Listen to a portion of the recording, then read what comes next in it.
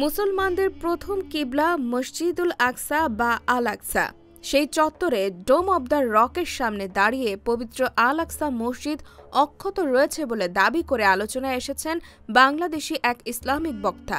মঙ্গলবার সকালে গাজী তামিম বিল্লাহ আল কাদরি নামের একটি ফেসবুক আইডি থেকে দুটি ভিডিও প্রকাশ করা হয়।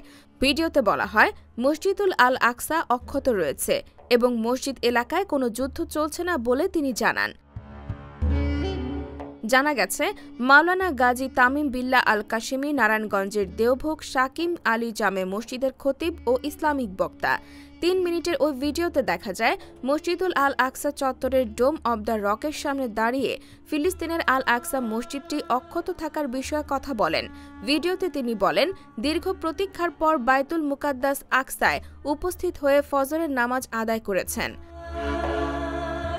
তিনি আরও বলেন, এই আকসা মসজিদ এমন একটি আকসা যেটা মানব রচিত কোনো সৃষ্টি নয়, যেটা বহু হাজার হাজার বছর আগে সুলাইমান আলাইহিসসালামের মাধ্যমে ও ওনার হুকুমে জিনেরা সাগরের তলদেশ থেকে পাথর সংগ্রহ করে এই মসজিদুল আকসা তৈরি করেছেন। তাছাড়া এটা মুসলমানদের প্রথম কেবলা ছিল। সে সঙ্গে আল আকসার সঙ্গে জড়িত নানা ইতিহাস তিনি তুলে ধরেন।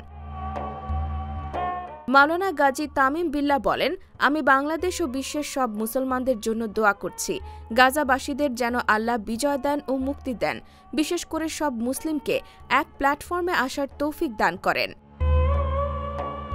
মসজিদুল আকসা এবং ইসলামী স্থাপত্যের সর্বপ্রাচীন নমুনা ডোম অব দ্য রক নিয়ে মানুষের কৌতূহলের অন্ত নেই। অনেকেরই প্রশ্ন, আল আকসা আসলে কোনটি?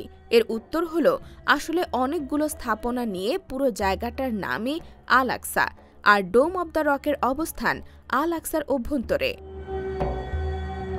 IBTV USA, new York.